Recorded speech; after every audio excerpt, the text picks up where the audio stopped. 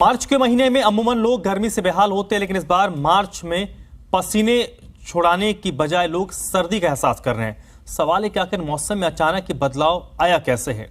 होली के बाद भी ठंड का सितम क्यों जारी है? मौसम विभाग के मुताबिक दिल्ली, एनसीआर, हरियाणा में सशक्त पश्चिमी विक्षोभ सक्रिय होने से मौसम बदला है। जट धाराओं ने संपूर्ण भारत में ठंड के स्तर को नीचे ला दिया है। इससे तेज हवाओं के साथ कभी बारिश हो रही है तो कभी बारिश के साथ ओलावृष्टि लोगों की मुश्किलों को बढ़ा रही है। हरियाणा के पश्चिमी और दक्षिणी हिस्से जिनमें महेंद्रगढ़, रेवाड़ी, चरखी दादरी, लोहारू, गुरुग्राम, सोहना, नूह, पलवल, फरीदाबाद में इसका असर देखने को मिल रहा है। मौसम विभाग ने येलो और ऑरेंज अलर्ट जारी किया है। पश्चिमी विक्षोभ का प्रभाव 26 मार्च तक देखने को मिलेगा। साथ ही एक नया पश्चिमी विक्षोभ 29 मार्च को सक्रिय होगा। ऐसे में मार्च महीने के अंत तक मौसम में बदलाव देखने को मिलेगा।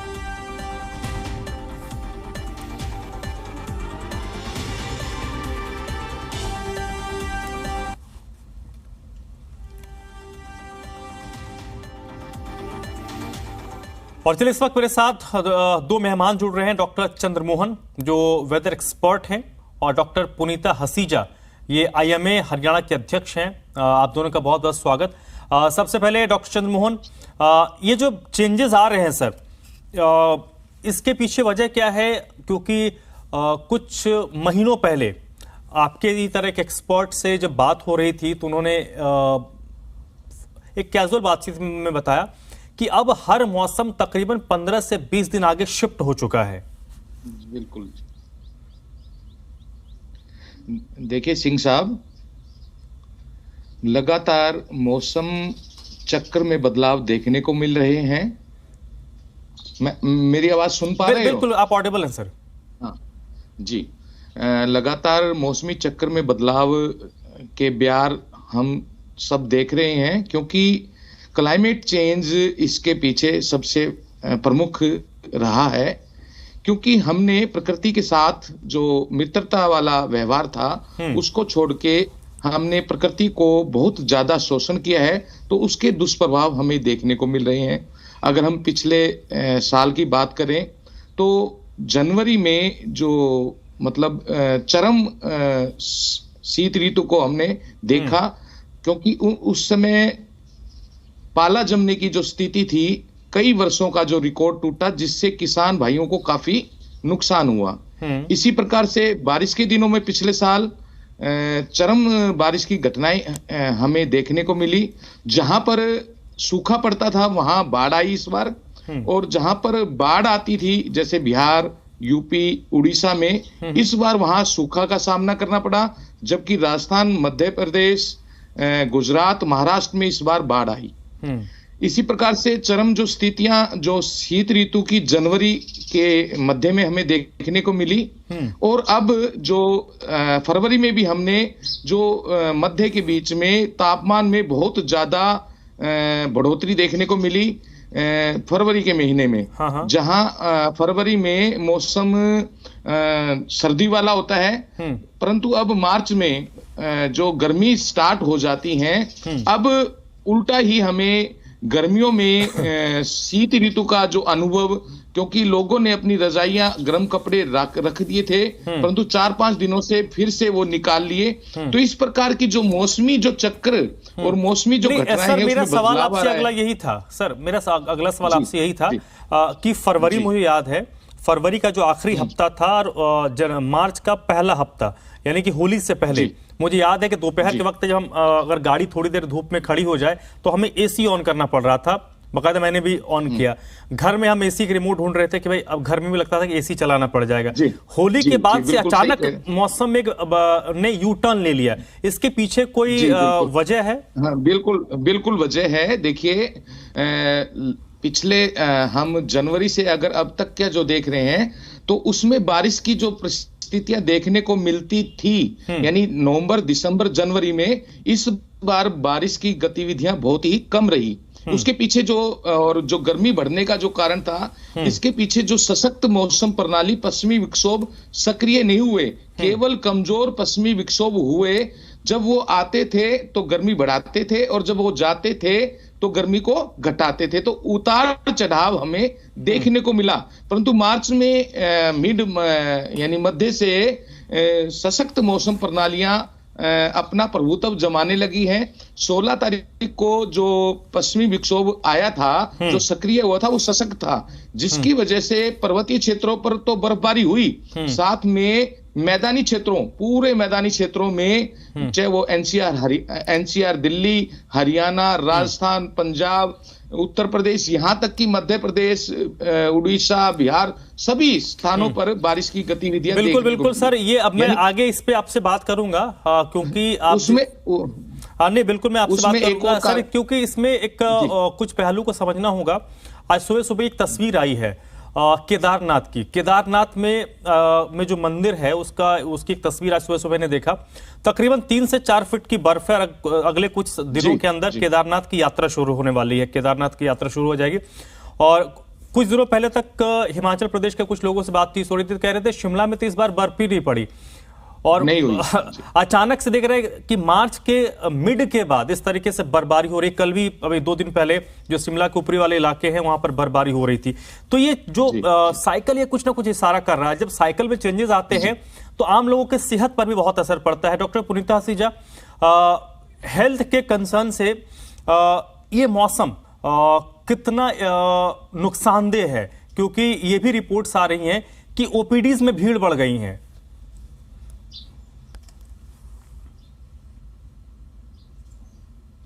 मैम, आपकी आवाज नहीं आ रही है, आप अनम्यूट कर लीजिए। नमस्कार, थैंक यू। एंड जैसे सर ने बताया कि काफी सालों से हम देख रहे हैं कि क्लाइमेट शिफ्ट होता जा रहा है। जैसे फरवरी मार्च के अर्ली वीक में बहुत गर्मी थी और एकदम ठंड पड़ गई है। तो सडन चेंज ऑफ टेम्परेचर से डेफिनेटली हमारी बॉडी को एडजस्टमेंट में काफी प्रॉब्लम आ जाती है। और जैसे बुजुर्ग लोग हैं, बच्चे लोग हैं, तो एकदम गर्मी हो गई, उन्होंने बुलंद हटा दिए, घर से भी बुलंद हटा दिए और हमारे पंखे स्टार्ट हो गए। फिर सडनली ठंड जैसा एक माहौल हो गया, टेम्परेचर एकदम 24-25 डिग्री पे आ गया, तो उसमें हमें इन लोगों के लिए बुलंद और सब चाहिए होते हैं। तो इस तरह से हमारी बॉडी एडजस्ट नहीं कर पाती, तो रेस्पिरेटरी जो प्रॉब्लम्स हैं, सांस लेने की जो दिक्कतें होती हैं, वो बढ़ जाती हैं। प्लस ये जो बेमौसम की बारिश होती है, बेमौसम की बारिश में क्या होता है, पानी इकट्ठा होता है, तो इसमें मच्छर जो होते हैं वो पनपते हैं और कीड़े मकोड़े और अलग तरह के कीटाणु आना शुरू हो जाते हैं, जो हमारे को और तरीके से प्रॉब्लम कर सकते हैं, जैसे मलेरिया है एंड हमारे डायरिया, लूज मोशंस, ये सब होने का खतरा होता है। तो sudden change of temperature definitely हम एडजस्टमेंट हमारी बॉडी को करने में टाइम लग जाता है। इन द मीन टाइम हम वो इन्फेक्शन कैच कर जाते हैं और फिर रिकवरी में भी हमें प्रॉब्लम होती है। और चेंज ऑफ सीजन में, जैसे रूटीनली चेंज ऑफ सीजन में भी हमने देखा है कि जैसे गेहूं कटाई का सीजन आता है या जब पॉलन्स का सीजन आता है, उस सीजन में भी कई लोगों को बहुत एलर्जिक रिएक्शंस हो जाते हैं, जैसे सांस लेने की दिक्कत है, स्किन में एलर्जी होने का खतरा होता है।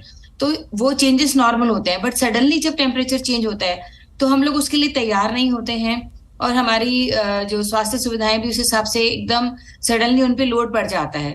तो लोगों से हम यही कहना चाहेंगे कि जब भी आपको ऐसा मौसम चेंज देखें तो उसके हिसाब से अपने आप को ड्रेसअप करें, उस हिसाब से अपने खाने पीने का ध्यान रखें।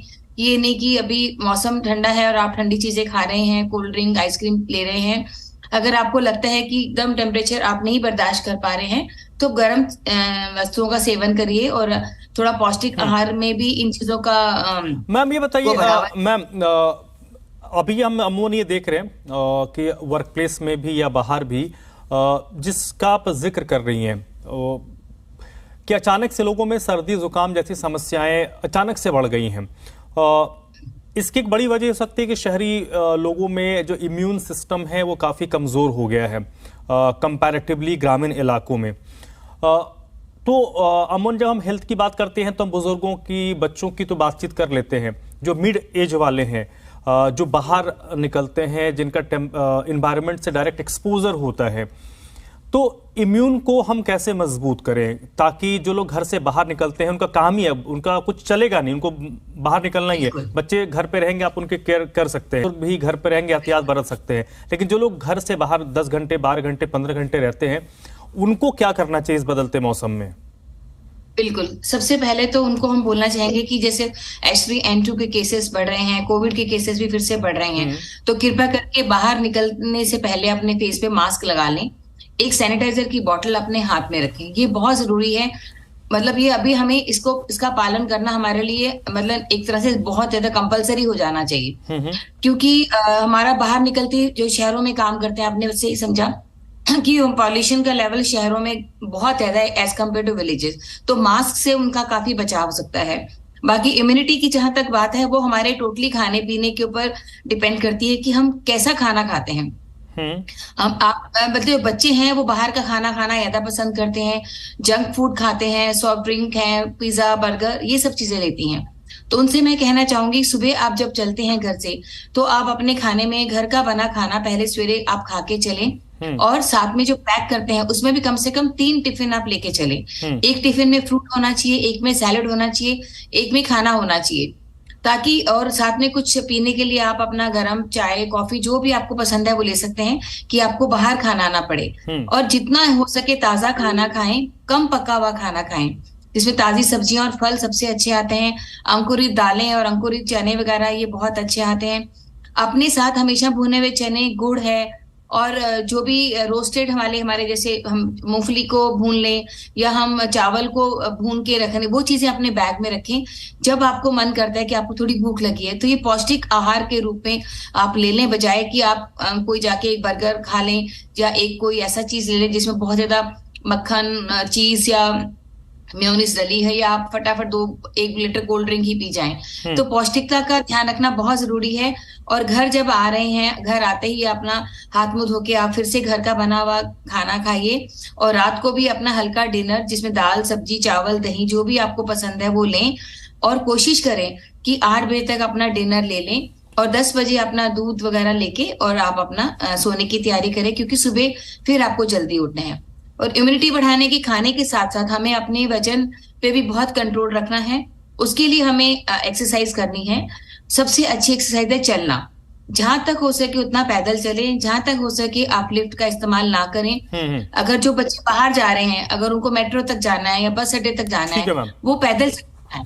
ठीक है, और ऑफिस से भी 1 घंटे के बाद। ठीक है, और डॉक्टर चंद्रमोहन का भी हम रुख कर लेते हैं। डॉक्टर साहब ये बताइए, ये जो चीजें चल रही हैं, ये मौसम विभाग के मुताबिक कितने दिनों तक चलेगा? क्योंकि अब तो गर्मियों की दस्तक होगी, सर्दियों के बाद एक मौसम होता था बसंत, वो तो अब गायब ही हो गया है, वो इंस्टेंट नहीं है। पिछले 20-25 सालों में हमने देखा वो जो बसंत ऋतु है वो तो अब नजर ही नहीं आता, क्योंकि सर्दियां खत्म होती हैं और गर्मियां शुरू हो जाती हैं। जी। तो ये जो अभी जो स्थिति है कि पहाड़ों पर बर्फबारी हो रही है, मैदानी इलाकों में बारिश हो रही है, ठंड बढ़ गई है, लोगों ने ठंडे कपड़े निकाल लिए हैं, ये चक्र कब तक चलेगा? जी बिल्कुल, देखिए 16 तारीख को जो वेस्टर्न डिस्टर्बेंस आया उसकी वजह से 19 तारीख तक बारिश, तेज गति की हवाएं, साथ में कुछ स्थानों पर ओलावृष्टि भी देखने को मिली। अब जो जेट्स जो धाराएं हैं एक ऊपरी वायुमंडल में जो चलती हैं पश्चिम से पूर्व की ओर, तो वो चलती हैं, परंतु उनका जो रुख होता है वो केवल हिमालय पर्वतीय के क्षेत्रों पर होता है, परंतु उसका रुख दक्षिण की तरफ हो गया है, जिसकी वजह से ये सारे बदलाव देखने को मिल रहे हैं। साथ में सशक्त जो मौसम प्रणाली पश्चिमी विक्षोभ भी सक्रिय हो रहे हैं, जो कल सक्रिय हो गया एक नया पश्चिमी विक्षोभ, यानी कल बुधवार को, तो उसकी वजह से कल दक्षिणी हिस्सों में विशेषकर महेंद्रगढ़, रेवाड़ी में मेवात, सोहना, तावड़ू वगैरह हल्की से मध्यम बारिश की स्थितियां देखने को मिली। आज शाम को क्योंकि एक प्रेरित सर्कुलेशन राजस्थान पर बन जाएगा, तो जिसकी वजह से आज शाम यानी रात से फिर मौसम में बदलाव देखने को मिलेंगे, जिसकी वजह से 24 तारीख को यानी कल पूरे हरियाणा, एनसीआर, दिल्ली में तेज गति की हवाएं चलने यानी अंधड़, साथ में हल्की से मध्यम बारिश और कुछ स्थानों पर ओलावृष्टि भी देखने को मिलेंगी कल। साथ में ये जो गतिविधियां हैं 25-26 तक देखने को मिलेंगी और ये मौसम प्रणाली 26 तारीख को आगे बढ़ जाएगी। परंतु 19 तारीख को एक और सशक्त मौसम प्रणाली पश्चिमी विक्षोभ सक्रिय होगा, जिसकी वजह से 30 और 31 को फिर से हल्की बारिश, तेज गति की हवाएं, अंधड़ वगैरह देखने को मिलेंगी। तो मतलब ये है कि मार्च का जो महीना हमें गर्मी का जो आरंभ हो जाता है, परंतु मार्च महीने के अंत तक इस प्रकार की गतिविधियां। सर एक छोटा सा सवाल उस पर मैं आगे बढ़ूंगा। ये जो बदलाव आ रहे हैं मॉनसून पे, क्या इसका कोई इफेक्ट पड़ेगा, इम्पैक्ट होगा? बिल्कुल बिल्कुल बिल्कुल। देखिए, पिछला जो 2 साल लानिनो की परिस्थितियां थी, जिसमें सर्दी भी ज्यादा होती है और साथ में बारिश की गतिविधियां भी ज्यादा रहती हैं। पिछले अगर हम साल या 2 सालों की बात करते हैं तो लानिना की वजह से यहाँ पर सामान्य से अधिक बारिश हुई।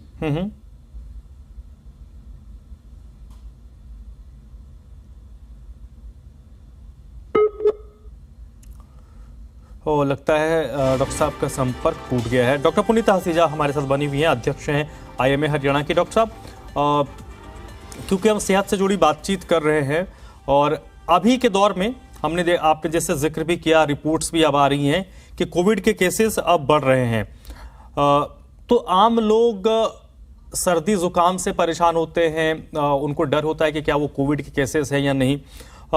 डिफ्रेंशिएट करना एक बड़ा मुश्किल है। क्या आप इस चीज को एडवाइस करेंगी कि अगर आपको सर्दी जुकाम हो तो आप टेस्ट करवा लीजिए? देखिए, पहले हम लोग जैसे मेनली तो अभी इन्फ्लुएंजा के या वायरल इन्फेक्शन के केसेस आ रहे हैं, बट अगर आपको तेज बुखार है और बुखार के साथ आपको भूख नहीं लग रही है या उल्टी दस्त बहुत है कि आप डिहाइड्रेटेड फील कर रहे हैं और 3 या 4 दिन में भी आपका बुखार ठीक नहीं हुआ है और आप अपने डॉक्टर से सलाह लेके अगर उनको लग रहा है तो कुछ एक सिंपल टेस्ट पहले करवा लीजिए। और अगर फिर भी ठीक नहीं होता तो फिर हमें, और आपको लग रहा है आपको हुआ और आपकी फैमिली में सबको हो गया या आसपास जिनको था सबको हो गया, फिर हमारा टेस्ट कराना बहुत जरूरी बन जाता है। तो पहले 2-3 दिन तो हम अपने आप को आइसोलेट ही करके रखें, चाहे कोविड है या नहीं है। अगर आपको खांसी जुकाम या बुखार हो गया है तो आप अपने आप को आइसोलेट कर लें, मास्क पहन के रखें घर पे भी, और अपने खाने पीने का ध्यान दें और दवाई हमेशा प्रशिक्षित डॉक्टर से ही लें। और देखा गया है कि 99% जो लोग हैं वो 2-3 दिन में ठीक हो रहे हैं। 1-2% लोगों को एडमिशन की भी जरूरत पड़ रही है क्योंकि वो इन्फेक्शन लंग्स में उनको तंग कर रहा है और सांस लेने में दिक्कत हो रही है। तो ऐसी कंडीशन में तो फिर हॉस्पिटल वाइज में भी सब टेस्ट हो रहे हैं, तो वहां पे भी पता चल जाता है। बट हल्का सा जुकाम खांसी होते अपने आप को थोड़ा अलग कर ले, अपने काम से थोड़ा छुट्टी ले लें और घर वालों से थोड़ा सा दूरी बना के रखें। ये कोविड प्रोटोकॉल तो फॉलो करना ही चाहिए हमारे को, क्योंकि देखा अभी भी न्यूज आई थी, कल भी केसेस बढ़ रहे हैं। तो मैं एक छोटा सा जवाब 30 सेकंड में, फिर मैं डॉक्टर साहब के पास जाऊंगा आखिरी कमेंट के लिए, क्योंकि जैसे डॉक्टर साहब बता रहे कि मार्च के महीने तक की स्थिति रहेगी, उसके बाद हम अचानक से देखेंगे कि 2 से 3 दिन के बाद अचानक से जो टेम्परेचर है अभी जिस तरीके से नीचे जा रहा है वो अचानक से फिर ऊपर जाएगा। तो फिर एक और चैलेंज होगा सेहत के लिए, क्योंकि आपका बॉडी वो 15-17 डिग्री के टेम्परेचर के हिसाब से है, अचानक से वो अगर 15 से 30-35 पहुंच जाएगा तो फिर दिक्कत हो जाएगी। तो उसमें क्या करना चाहिए, जल्दी से बता दीजिए। हाइड्रेशन पे बहुत ध्यान देना है कि हमें अपने आप को बहुत हाइड्रेटेड रखना है और कूल एटमॉस्फेयर में, मतलब कोशिश करो कि ठंडक वाले माहौल में रहें, छायादार, कोई बाहर है तो छायादार जगह पे रहें, घर के अंदर है तो हल्का पंखा चला के रख सकते हैं, पतले कपड़े पहन सकते हैं और सबसे जरूरी अपने आप को हाइड्रेशन बहुत मेंटेन करके रखें और अपने खाने में स्वच्छ खाना खाएं। आजकल के जो फल है, सर्दियों के गर्मियों के फल आने वाले आ गए हैं काफी, तो वो ज्यादा से ज्यादा सेवन करें जिसमें अपने आप ही पानी की मात्रा काफी हद तक होती है। और कुछ भी अगर सिम्टम लगते हैं, खांसी जुकाम बुखार हेडेक वगैरह, तो अपने डॉक्टर से सलाह जरूर लें और अपने आप को सुरक्षित रखें, मास्क पहने और दूरी। डॉक्टर चंद्रमोहन सर 30 सेकंड, मौसम के जो बदलाव है ये आने वाले दिन में और एक्सट्रीम होगा, इसकी आशंका तो लगाई ही जा रही है, क्योंकि जिससे स्थिति बेहतर हो उस दिशा में हम कोई कदम उठा नहीं रहे। ऐसे में क्या कुछ चेंजेस हमें करने चाहिए ताकि एक जो सामंजस्य है प्रकृति और मानव सभ्यता के बीच वो बना रहे? देखिए, आने वाले समय में हमें चरम मौसम की परिस्थितियां देखने को अवश्य मिलेंगी, अप्रैल और जो मई में और जून में जो एक्सट्रीम चरम स्थितियां गर्मी की और लू की देखने को मिलेंगी। तापमान 50 के आसपास डिग्री आसपास पहुंचने की पूरी संभावनाएं बन रही हैं। क्योंकि अगर हम मौसमी चक्र के अनुसार, अगर मैं सलाह देता हूं कि किसान भाइयों को विशेषकर, जो मौसमी चक्र जो बदल रहे हैं 15 दिन आगे और पीछे जो हो रहे हैं, हमें अपनी फसलों का जो चक्र है, यानी मौसमी चक्र के साथ हमें फसली चक्र बदलना पड़ेगा। ये नहीं कि अब देखिए जो कटाई का जो सीजन आया हुआ है और बारिश, ओले और आंधी की जो परिस्थितियां जो आगे आती हैं वो पहले ही देखने को मिल रही हैं। तो हमें अपना मौसमी चक्र बदलने के सूरत में अपना फसली चक्र भी 15 दिन आगे करना पड़ेगा, जिससे हमें बिल्कुल सर, कम से कम नुकसान हो। क्योंकि पिछले 2 सीजन से तो बारिश में हम देख रहे हैं कि जो धान की फसल होती है किसान पहले ही उस पे बुआई कर देते हैं, और जो बारिश होती है वो 15-20 दिन लेट से शुरू होती है, यानी कि वो अक्टूबर तक चले में बारिश हो रही है और अगस्त में उतनी बारिश होती नहीं है। बहुत बहुत शुक्रिया सर। मैं उम्मीद करूंगा कि, और डॉक्टर साहब, डॉक्टर पुनीता हसीजा, बहुत बहुत शुक्रिया आपका। हम उम्मीद करेंगे कि आप दोनों ने जो बातचीत कही है, जो सलाह दी है, हमारे जो व्यूअर्स हैं, जो दर्शक है, उस पर जरूर अमली जामा उसको इम्प्लीमेंट करेंगे अपने लाइफस्टाइल में, ताकि अब उनका सेहत भी अच्छा रहे और इन्वायरमेंट, जो पर्यावरण है, उसका सेहत भी दुरुस्त रहे। बहुत बहुत शुक्रिया आप दोनों का।